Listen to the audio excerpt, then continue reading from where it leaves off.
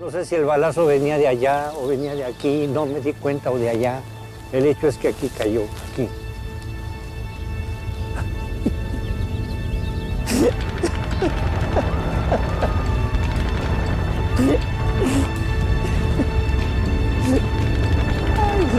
Es lo más tremendo de mi vida.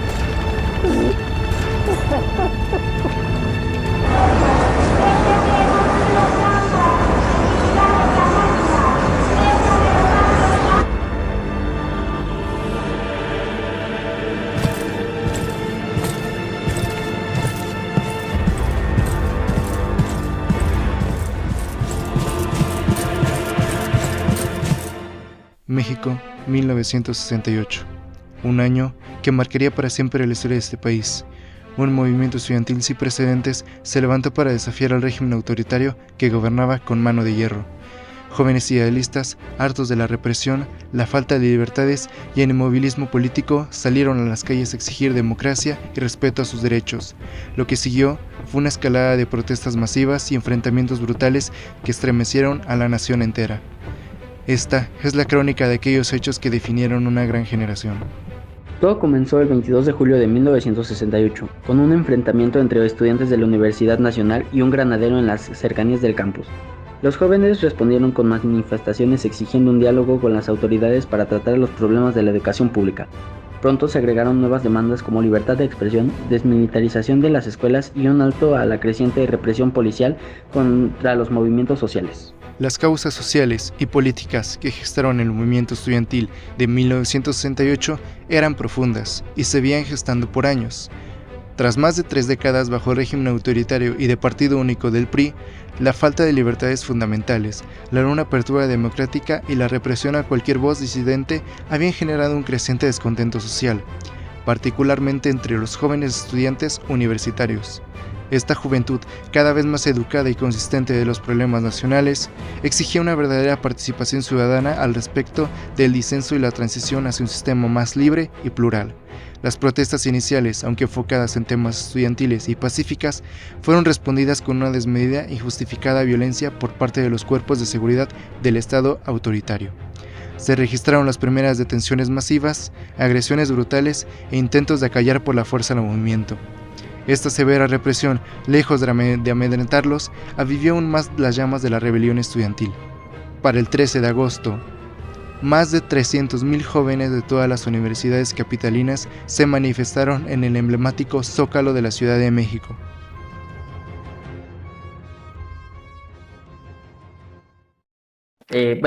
Es entrevista con el maestro Cardoso. ¿Podría presentarse primero, por favor? Sí, soy el maestro Raúl Cardoso, maestro de grupo en el turno vespertino, tutor de primer año grupo A, nuevamente del turno vespertino, y a sus órdenes. Muchas gracias. Bueno, empezamos con la primera pregunta, que es: describa su experiencia personal durante el movimiento estudiantil de 1968. ¿Cómo podría decir que se vivió en los primeros días de protesta? Pues simple y sencillamente tengo conocimiento que fue una especie de pleito entre dos prepas del Politécnico Nacional. Bueno, ¿qué factores considera que fueron los más importantes para que surgiera este movimiento? Pues precisamente se buscaba un pretexto para que las agrupaciones, que en ese momento pues era la única, que era el Politécnico, el único afectado, pues tratara de manifestar sus inquietudes ante el gobierno. ¿Cómo era el ambiente político en México antes de las protestas de 1968? Pues venían, aparentemente estaban tranquilas porque teníamos la visita de nuestros primeros Juegos Olímpicos y pues desafortunadamente se supone que por ahí se quería involucrar el comunismo, pero entonces ubicaron un punto esencial para que se iniciara ese movimiento. ¿Podría hablarnos de la presentación sobre el impacto de la representación policial y militar en las protestas, por favor? ¿Y cómo afectó el movimiento a la moral de los estudiantes? Esta situación pues la ejercieron, aparte de que fue una contienda entre estudiantes, desafortunadamente pues fueron situaciones políticas en la cual se hizo más extensiva este tipo de rebelión, en la cual pues fueron grupos extras, fueron grupos que se involucraron precisamente en esta lucha, como te comenté, es el Partido Comunista el que trató de intervenir en ese momento. Bueno, el 2 de octubre del 68 es una fecha trágica en la historia de México. ¿Dónde estaba usted ese día y qué recuerda de la matanza de Tlatelolco? Apenas estaba en primaria y no tenía yo idea, no nos llegaba información en ese momento. Bueno, ¿cómo ve usted las consecuencias del movimiento del 68 en la actualidad?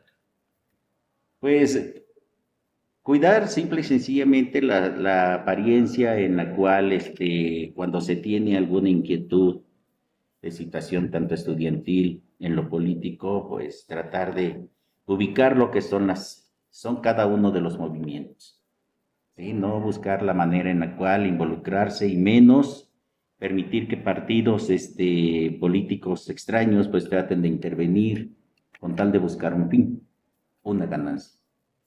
Bueno, ¿cree usted que el movimiento estudiantil de 1968 logró sus objetivos principales o considera que su mayor impacto fue simbólico y cultural? Simbólico. Gracias. Muchas gracias por su tiempo. Pero además de las causas sociales y políticas que alimentaron el movimiento del 68, un factor económico de igual importancia lo fue la enorme desigualdad y concentración de la riqueza que prevalecía en el país, opacada por las cifras macroeconómicas del llamado milagro mexicano. Si bien el régimen presumía altos índices de crecimiento del PIB y estabilidad financiera, en realidad, estos supuestos logros económicos solo beneficiaban a una minoría de privilegiados y empresarios cercanos. Las grandes mayorías de la población seguían sumidas en la pobreza extrema, con un acceso limitado o nulo a los servicios básicos de salud, educación, vivienda y empleo digno. El descontento de las clases populares urbanas y rurales por esta profunda desigualdad socioeconómica también se sumó al crisol de demandas que el movimiento estudiantil incorporó a su pliego petitorio.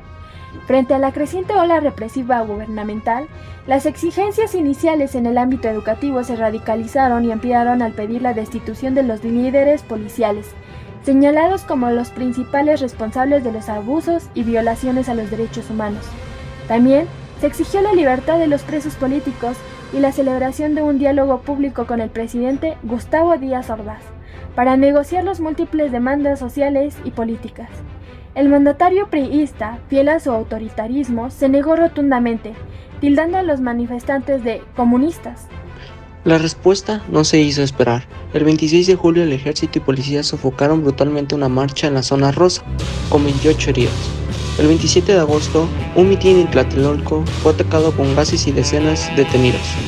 Los enfrentamientos se volvieron mortales. La censura oficial era absoluta, los medios silenciados sistemáticamente. El 2 de octubre de 1968 ocurrió lo inevitable, la masacre de Tlatelolco. Un operativo conjunto de militares y policías atacó a miles de estudiantes reunidos pacíficamente. Un baño de sangre se desató con al menos 25 muertos oficiales, aunque las cifras reales son muchísimo mayores. Las imágenes estremecedoras de jóvenes abatidos exhibieron la brutalidad del régimen. Si bien las protestas fueron sofocadas con extremas violencias tras Tlatelolco, el movimiento del 68 tuvo vastas consecuencias históricas. Evidenció la descomposición del sistema político autoritario, su incapacidad de resolver demandas sociales por vías pacíficas y su disposición a cualquier atrocidad para perpetuarse en el poder. Los ideales democráticos de esa juventud heroica no pudieron ser callados definitivamente. Su ejemplo y sangre derramada sembraron al régimen y sentaron bases para futuras transiciones a la democracia en México.